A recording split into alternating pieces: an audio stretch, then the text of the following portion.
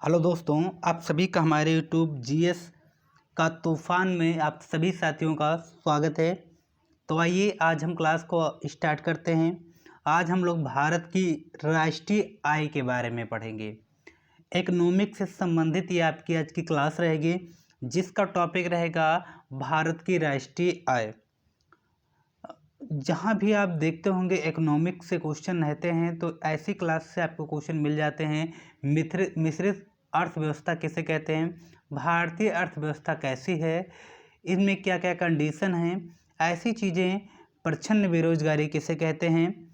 ये ऐसे क्वेश्चन आपको निरंतर मिलते हैं हर वनडे एग्जामों में, जिसमें इकोनॉमिक अगर आपकी दी हुई है तो ऐसे क्वेश्चन आपको मिल जाते हैं। तो आइए उसी पर आधारित कुछ क्वेश्चन आपके सामने मैं लेकर आया हूँ राष्ट्रीय आय से संबंधित। तो आप लोग क्लास में हमारी इस क्लास के साथ में आप लोग बने रहिएगा। क्लास को पूरी देखोगे तो भी आप क्लास को सही से समझ पाओगे और इसका निचोड़ आप तभी ले पाओगे। ऐसा नहीं है कि आप 2-4 क्वेश्चन को देखोगे तो आप समझ नहीं पाओगे। पूरे जो अच्छे क्वेश्चन होते हैं वो टॉपिक के अंत में पढ़ रहते हैं। तो इसलिए क्लास कोई भी किसी की भी क्लास देखा करो तो पूरी क्लास देखने की प्रयास किया करो। तो आइए क्लास को स्टार्ट करते हैं। अगर आप चैनल पर अगर हमारे नए जुड़े हो तो प्लीज़ चैनल को सब्सक्राइब कर लो, बेल आइकन को प्रेस कर दो, जिससे हमारी क्लास की नोटिफिकेशन आप तक पहुंचती रहे। तो आइए साथियों क्लास को स्टार्ट करते हैं। आपके सामने पहला क्वेश्चन दिख रहा होगा। पहला क्वेश्चन, भारतीय अर्थव्यवस्था कैसी है। देखते हैं कितने लोगों को इसका आंसर पता रहा होगा। मुझे नहीं लगता है कि ज़्यादा बच्चों को पता रहा होगा कि भारतीय अर्थव्यवस्था कैसी है। कुछ बच्चे जो अच्छे तैयारी कर रहे होंगे उनको शायद पता रहा होगा कि भारतीय अर्थव्यवस्था कैसी थी। पहला ऑप्शन है पूंजीवादी, या फिर समस्यावादी, या फिर स्वतंत्रतावादी, या फिर मिश्रित अर्थव्यवस्था। तो कैसी है हमारी अर्थव्यवस्था, वो है मिश्रित अर्थव्यवस्था। क्या आप अब बोलोगे कि भारतीय अर्थव्यवस्था कैसी है, वो है साथियों मिश्रित अर्थव्यवस्था। हमारी अर्थव्यवस्था कैसी है, तो हमारी अर्थव्यवस्था साथियों मिश्रित अर्थव्यवस्था मानी जाती है। आगे चलते हैं, क्वेश्चन नंबर 2 पर आते हैं। मिश्रित अर्थव्यवस्था का क्या अभिप्राय है। अगर ये है, मान लिया जाए कि हमारी अर्थव्यवस्था मिश्रित अर्थव्यवस्था है, तो उसका क्या अभिप्राय है, उसके बारे में भी तो आपको जानना जरूरी है। तो उसका है कि सरकारी एवं निजी क्षेत्र का सह अस्तित्व। Option B is the correct हो जाएगा। सरकारी एवं निजी क्षेत्र का सह अस्तित्व इसका करेक्ट आंसर हो जाएगा। आगे चलते हैं तीसरे क्वेश्चन की तरफ और देखते हैं कि क्वेश्चन हमारा क्या कह रहा है। तीसरा क्वेश्चन, चौथा और पांचवा, 3 क्वेश्चन आपके देखते हैं क्या कह रहा है हमारा तीसरा क्वेश्चन। एक बार पढ़ते हैं कि आर्थिक विकास के दृष्टिकोण से भारत की गिनती होती है। अब आप लोग बताइए, भारत के आर्थिक विकास की दृष्टिकोण से, जब भारतीय कहते नहीं है, जब भी विकास होगा उसी के अनुसार आपकी पहचान की जाती है। तो आपको बताया जाता है कि आप विकसित हैं, या फिर विकासशील हैं, या फिर अर्ध विकास हैं, या फिर पिछड़े राष्ट्र के रूप में हैं। ये आपकी विकास आपके राष्ट्र की रेवेन्यू के ऊपर निर्धारित करता है। तो क्या हो जाएगा इसका करेक्ट आंसर मेरे साथियों, ऑप्शन सी। आप सभी को पता है कि अभी हम लोग विकासशील राष्ट्र के रूप में माने जाते हैं। विकसित उन्हें कहते हैं, जैसे 5 राज्य हैं जिनके पास में वीटो पावर है, वही आपके विकसित राज्य में सम्मिलित हैं। आगे चलते हैं अगले क्वेश्चन की तरफ। अब देखिए, ये क्वेश्चन आपके पेट वगैरह में पूछा गया क्वेश्चन है। क्वेश्चन नंबर 4, भारतीय अर्थव्यवस्था का वह कौन सा क्षेत्र सकल राष्ट्रीय उत्पाद में सबसे अधिक योगदान करता है। बहुत बेहतरीन क्वेश्चन है कि वह कौन सा क्षेत्र सकल राष्ट्रीय उत्पाद में सबसे अधिक योगदान करता है। प्राथमिक क्षेत्र, द्वितीयक क्षेत्र, या फिर तृतीयक क्षेत्र, या फिर सार्वजनिक क्षेत्र। तो क्या हो जाएगा आपका। आप लोगों ने पढ़ा होगा कि प्राथमिक क्षेत्र में क्या आते हैं मेरे दोस्त, कृषि से संबंधित चीज़ें आती हैं प्रथम में, द्वितीयक में उद्योग वगैरह आते हैं, और तृतीयक में सेवाएं आती हैं, जैसे बैंकिंग हो गई, ये सब सारी चीज़ें जितनी भी सेवाओं से संबंधित चीज़ें हैं वो तृतीय क्षेत्र में आती हैं। तो मैंने आपको बताया प्रथम में कृषि, द्वितीय में उद्योग और तृतीय में बैंकिंग से जो भी सेवाओं से संबंधित क्षेत्र रखे गए हैं। तो प्रथम, दूसरा, तीसरा आपको क्षेत्र पता हो गया। अब आपसे क्वेश्चन कह रहा है कि राष्ट्रीय उत्पादन में सबसे अधिक योगदान करता है, तो कौन है कि जो सबसे अधिक योगदान कर सकता है हमारे सरकार को? तो वो आपको जो क्षेत्र सकल राष्ट्रीय उत्पादन में सबसे अधिक योगदान करता है वो करता है तृतीय क्षेत्र। आगे बढ़ते हैं, अगले क्वेश्चन की तरफ बढ़ते हैं। क्वेश्चन नंबर 5 क्या कह रहा है साथियों कि बंद अर्थव्यवस्था वह अर्थव्यवस्था है जिसमें ऑप्शन डी सही हो जाएगा, ना तो निर्यात और ना ही आयात होता है। बंद अर्थव्यवस्था जब हो जाती है, जब ना बंद मतलब हो गई, क्लोज कर दिया गया उसको, अब ना तो निर्यात होगा और ना ही आयात होगा। आगे बढ़ते हैं, अगले क्वेश्चन की तरफ चलते हैं। बहुत ही बेहतरीन मुझको ऐसे क्वेश्चन लगते हैं जो आपके पेपर में पूछे जाते हैं। ऐसा नहीं है कि कोई भी मतलब कुछ भी पढ़ो वही जो आपके लिए उपयोगी हो, आपके पेपर में आपको नंबर दिलाए। ऐसे अर्थव्यवस्था को क्या कहते हैं जिसका शेष विश्व से कोई संबंध नहीं होता? उसकी ऐसी अर्थव्यवस्था को हम लोग क्या कह सकते हैं, ये आपका क्वेश्चन है। और ऐसी अर्थव्यवस्था को करते हैं संवृत्त बंद अर्थव्यवस्था। Option B is the correct answer हो जाता है। अब आप लोग कह सकते हैं संवृत्त ए भी कह सकते हैं या फिर बंद अर्थव्यवस्था का भी कर सकते हैं।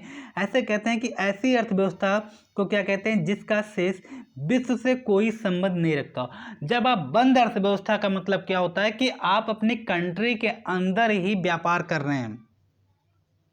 जब आप अपनी कंट्री के अंदर ही व्यापार करेंगे तो बाहर की अर्थव्यवस्था से उसका कोई संबंध नहीं पाया जाता है। तो इसलिए इस द करेक्ट आंसर हो जाएगा ऑप्शन बी। आगे चलते हैं साथियों, क्लास अगर अच्छी लग रही हो तो क्लास को लाइक करें। आ जाते हैं क्वेश्चन नंबर 7 पे चलते हैं। क्वेश्चन नंबर 7 क्या कह रहा है हमारा, यह सत्य होगा कि भारत को प्रभाषित किया जाए। क्वेश्चन है कि यह सत्य होगा कि भारत को प्रभाषित किया जाए, किस के रूप में परिभाषित किया जाना चाहिए, यह आपको बताना है। और इसका जो करेक्ट आंसर हो जाएगा वो हो जाएगा ऑप्शन बी, एक श्रम अत्यधिक वाली अर्थव्यवस्था के रूप में। Option B is the correct answer हो जाएगा। आगे आते हैं अगले क्वेश्चन पर। क्वेश्चन नंबर 8, किसी देश का आर्थिक विकास निर्भर किस पर करता है? आपके सामने बहुत अच्छा क्वेश्चन है, आपके बेसिक नॉलेज के लिए भी ये क्लास बहुत ही उपयोगी होगी। किसी देश का आर्थिक विकास, आप लोगों ने देखा होगा किसी देश का आर्थिक विकास निर्भर करता है। आपसे कोई अगर वैसे भी जनरली अगर कोई क्वेश्चन पूछ ले तो आपको ऐसे क्वेश्चन का आंसर आना चाहिए कि जो देश का विकास है, देश का आर्थिक विकास होता है वो किस पर निर्भर होता है। तो वो उपयुक्त सभी लगाना है।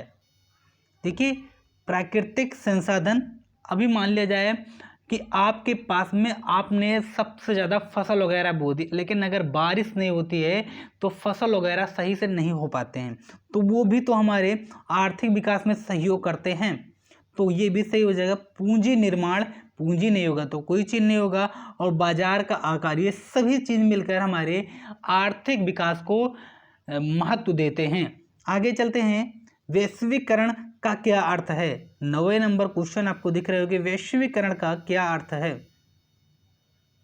आपके सामने क्वेश्चन नंबर 9 है कि वैश्वीकरण का क्या अर्थ है, ये आपको बताना है। और इसका करेक्ट आंसर हो जाएगा घरेलू अर्थव्यवस्था का वैश्विक अर्थव्यवस्था के साथ एकीकरण।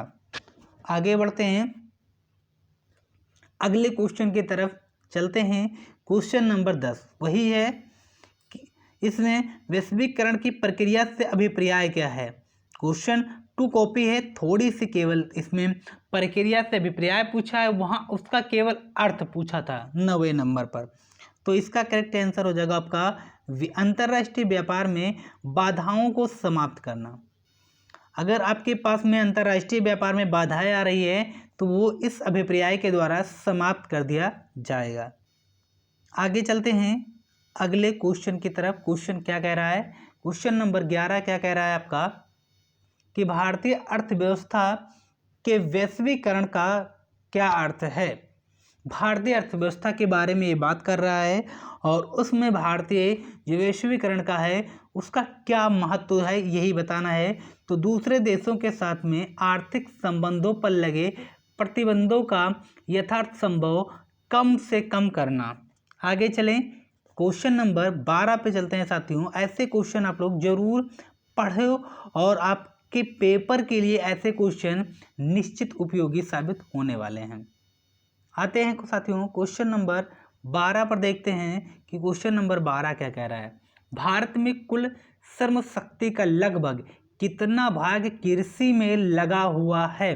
आपको क्वेश्चन बताना है कि भारत की कुल श्रम शक्ति का लगभग कितना भाग कृषि पर लगा हुआ है।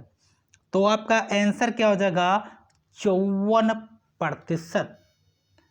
भारत की कुल श्रम शक्ति का लगभग 54% शक्ति पर लगा हुआ है, कृषि पर लगा हुआ कितना साथियों? 54%।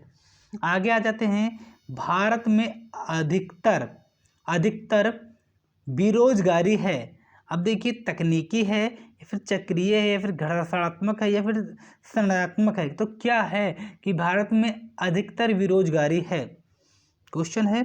और आपका आंसर भी हो जाएगा संरचनात्मक, ऑप्शन डी, संरचनात्मक। भारत में बेरोजगारी अधिकतर है। आगे चलते हैं अगले क्वेश्चन की तरफ। क्वेश्चन नंबर 14, भारत में बेरोजगारी के आंकड़े एक चित्र एवं प्रकाशित करता है। आपके सामने 14 नंबर क्वेश्चन है कि भारत में बेरोजगारी के आंकड़े एक चित्र एवं प्रकाशित करता है।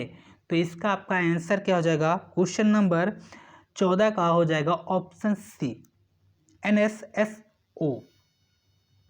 आगे आ जाते हैं 15 नंबर, भारत में बेरोजगारी की किस्म पाई जाती है। बहुत बेहतरीन क्वेश्चन है ये कि भारत में बेरोजगारी की किस्म पाई जाती है, किस प्रकार पाई जाती है, यही तो आपका क्वेश्चन है।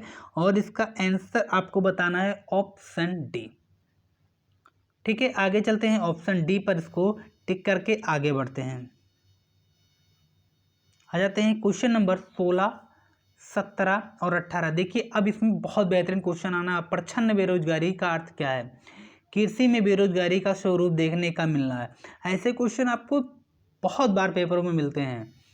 कृषि के मूलतः किस प्रकार की बेरोजगारी की प्रधानता देखने को मिलती है? कह रहा है कृषि में मूलतः किस प्रकार की बेरोजगारी को देखने को मिलता है, यही आपका क्वेश्चन है। और आपका जो आंसर हो जाएगा वो हो जाएगा ऑप्शन सी, अदृश्य बेरोजगारी। आगे बढ़ते हैं क्वेश्चन नंबर 17, कृषि में बेरोजगारी का स्वरूप देखने को मिलता है। तो आपका करेक्ट आंसर क्या हो जाएगा? ऑप्शन डी, इनमें से सभी। ठीक है, मौसमी, घर्षणात्मक या फिर संरचनात्मक बेरोजगारी सभी देखने को मिलता है। प्रच्छन्न बेरोजगारी का अर्थ है, बहुत अच्छा क्वेश्चन है ये 18 नंबर। प्रच्छन्न बेरोजगारी का अर्थ है ऑप्शन सी, विशाल श्रमिक शक्ति को नियोजित करने के लिए पूंजी संरचना का अल्पतत होना। आगे बढ़ते हैं अगले क्वेश्चन की तरफ चलते हैं। क्वेश्चन नंबर 19 पर आते हैं, देखते हैं कि हमारा क्वेश्चन नंबर 19 क्या कह रहा है। भारत में ग्रामीण क्षेत्रों में कौन सी बेरोजगारी सर्वाधिक पाई जाती है? भारत में ग्रामीण क्षेत्रों में कौन सी बेरोजगारी सर्वाधिक पाई जाती है? ये आपका क्वेश्चन है कि भारत में ग्रामीण क्षेत्रों में कौन सी बेरोजगारी सर्वाधिक पाई जाती है? तो आपका करेक्ट आंसर हो जाएगा ऑप्शन सी, उपयुक्त दोनों पाई जाती है, मौसमी भी और अदृश्य बेरोजगारी भी। Option C is the correct answer हो जाएगा। 20 नंबर क्या कह रहा है साथियों कि वर्तमान समय में देश में किस प्रकार की बेरोजगारी की समस्या बहुत गंभीर समस्या बनी हुई है? इस समय वर्तमान की बात कर रहा है और वर्तमान में हो वो है शिक्षित बेरोजगारी। बहुत अच्छा है ये कि इस समय शिक्षित जो बेरोजगारी है वो सबसे ज़्यादा बनी हुई है।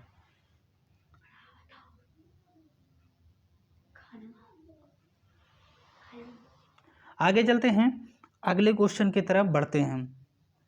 क्वेश्चन नंबर 21, क्वेश्चन नंबर 21 पर आते हैं और देखते हैं कि क्या कह रहा है क्वेश्चन नंबर 21।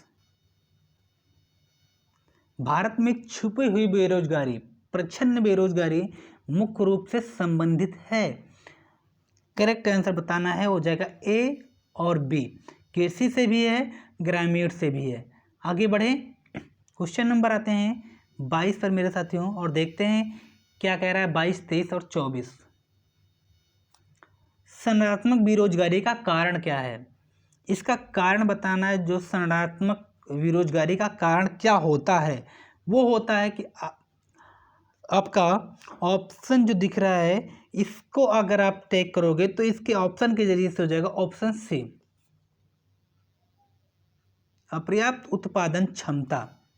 आगे चलते हैं, क्वेश्चन नंबर 23, शहरी क्षेत्रों में आमतौर पर किस प्रकार की बेरोजगारी दिखाई देती है? कौन से क्षेत्रों में साथियों? शहरी क्षेत्रों में। शहरी क्षेत्रों में किस प्रकार की बेरोजगारी दिखाई देती है? तो क्या हो जाएगा, वो भी शिक्षित बेरोजगारी वहाँ भी दिखाई देती है। आगे, प्रच्छन्न बेरोजगारी का अर्थ समानता है जहाँ का मतलब होता है कि श्रमिक की सीमांत उत्पादकता का शून्य। C option is the correct answer हो जाएगा। आगे चलते हैं, अगले क्वेश्चन की तरफ आते हैं। क्वेश्चन नंबर 25,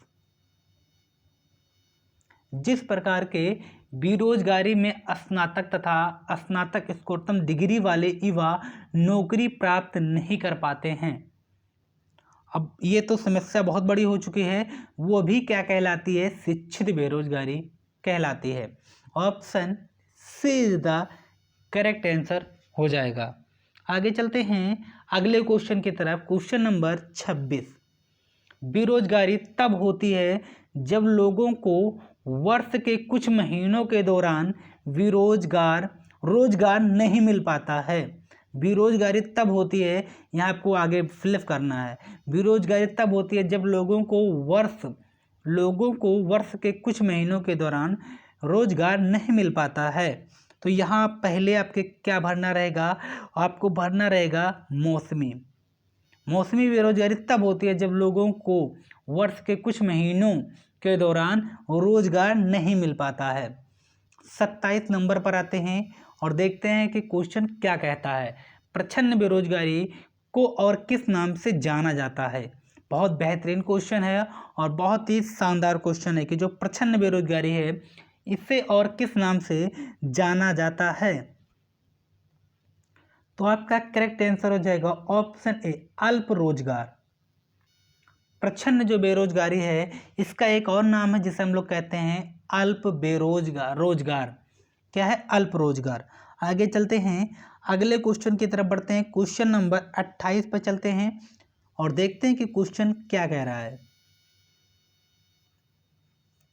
प्रच्छन्न बेरोजगारी निम्नलिखित में से किसकी एक विशेषता है? लगाओ, वेरी वेरी इंपॉर्टेंट है ये, बहुत बार पेपर में आया है कि प्रच्छन्न बेरोजगारी निम्नलिखित में से किसकी एक विशेषता है, और इसका करेक्ट आंसर हो जाता है कृषि। कारण क्या है? कृषि में प्रच्छन्न बेरोजगारी हम लोगों को दिखती नहीं है। मान लीजिए एक उदाहरण के तौर पर, अगर किसी के पास में 5 बीघा खेती है और उसके घर में 3 सदस्य हैं और वो सिर्फ वही काम करते हैं, 5-7 बीघा की जो खेती है उसी में वो तीनों लगे हुए हैं, तो बेरोजगारी भी आपको दिखती नहीं है कि 5-7 बीघा की खेती में 3 लोग कर रहे हैं, लोग कहते हैं खेती करते हैं, और उसमें आपकी बेरोजगारी भी दिखती है। जो आदमी एक आदमी कर सकता है वो 2 आदमी कर सकते हैं, उसमें 3-4 आदमी मिलकर काम कर रहे हैं, तो उसमें एक छिपी हुई बेरोजगारी होती है, उसी को हम लोग कहते हैं प्रच्छन्न बेरोजगारी। आगे चलते हैं क्वेश्चन नंबर 29 पर। वर्ष के अधिकांश हिस्से में रोजगार रहने वाले व्यक्तियों की संख्या को कहा जाता है। वर्ष के अधिकांश हिस्से में रोजगार रहने वाले व्यक्तियों को क्या कहा जाता है? आपको कहा जाता है, ऑप्शन ए हो जाएगा सामान्य स्थिति बेरोजगारी। आगे चलते हैं क्वेश्चन नंबर 30 पर। निम्नलिखित में से कौन भारत में गरीबी रेखा का निर्धारण करता है? तो गरीबी रेखा का जो निर्धारण करता है वो करता है ऑप्शन डी, नीति आयोग।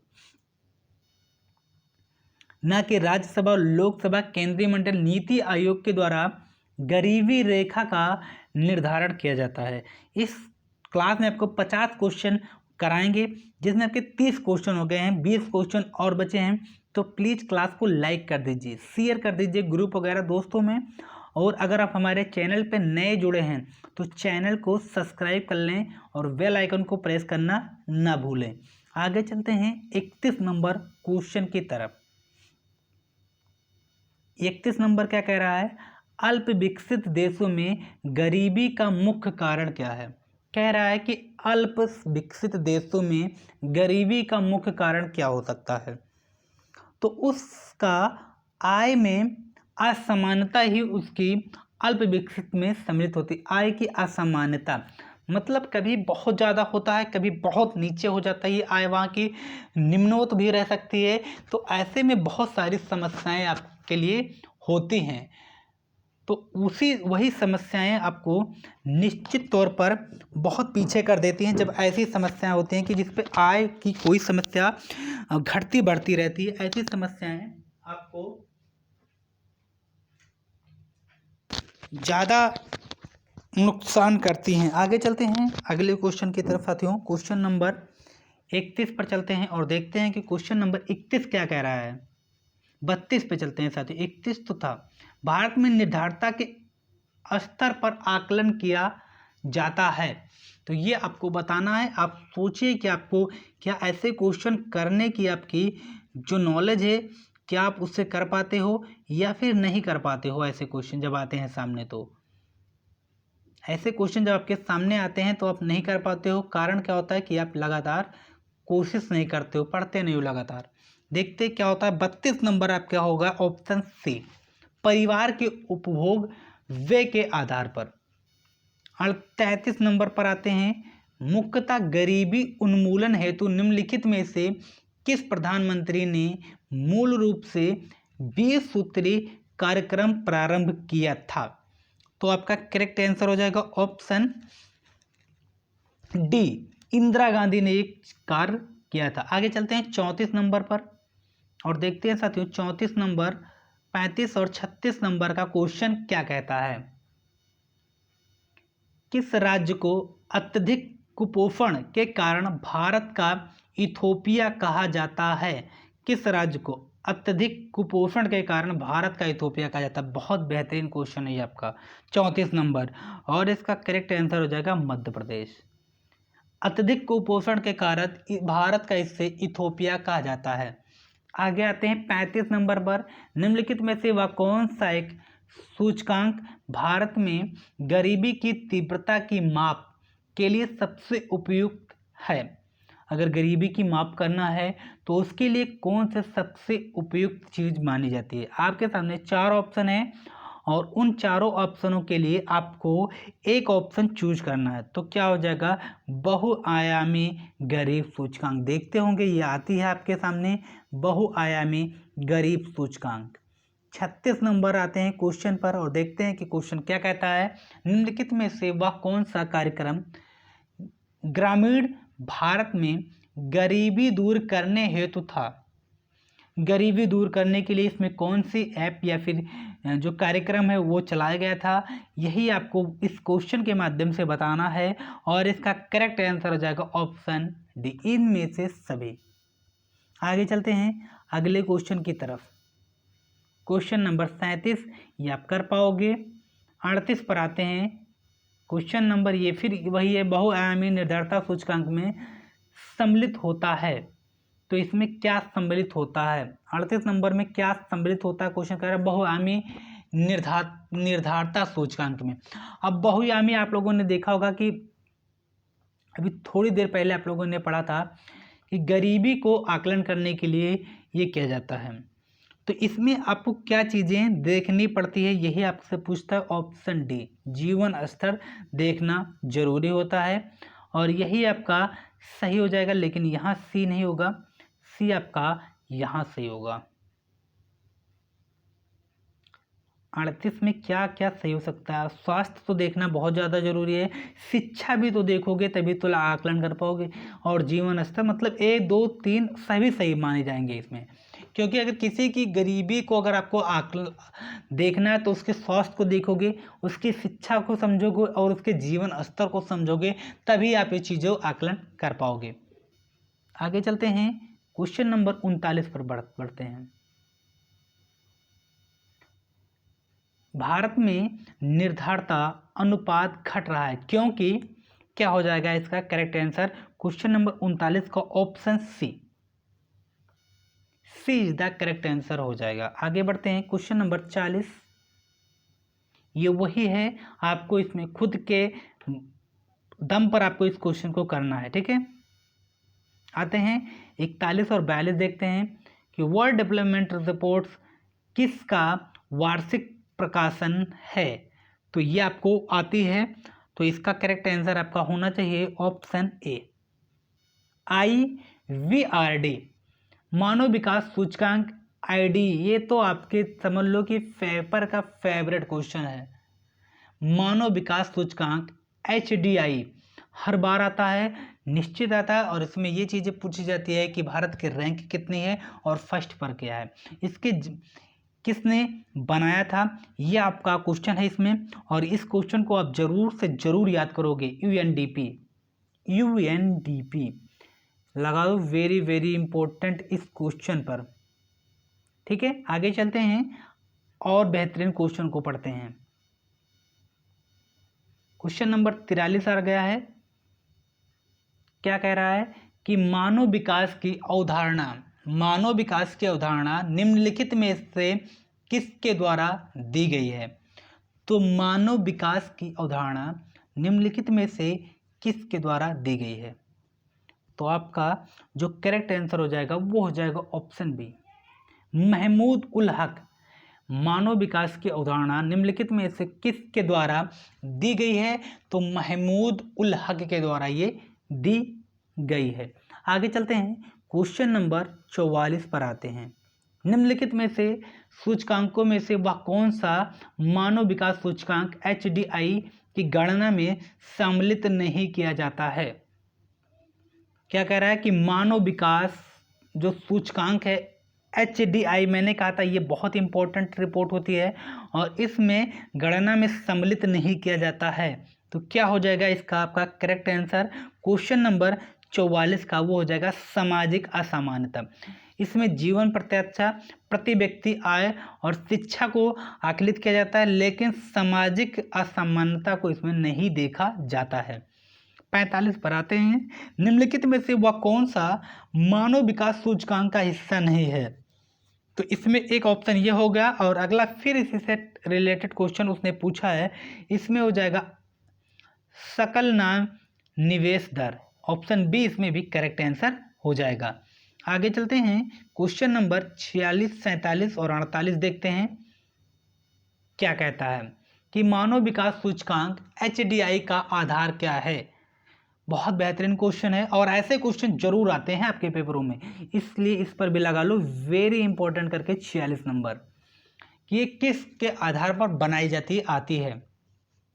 तो आपका होना चाहिए ये स्वास्थ्य पर बनाई जाएगी, शिक्षा भी इसमें होगा और जीवन स्तर भी होगा, ठीक है। इसमें रोजगार से कोई संबंध नहीं होगा और सभी में रोजगार शब्द को जोड़ दिया गया है। आगे चलते हैं अगले क्वेश्चन के लिए, क्वेश्चन नंबर 47, राज्य स्तरीय मानव विकास रिपोर्ट जारी करने वाला प्रथम राज्य है।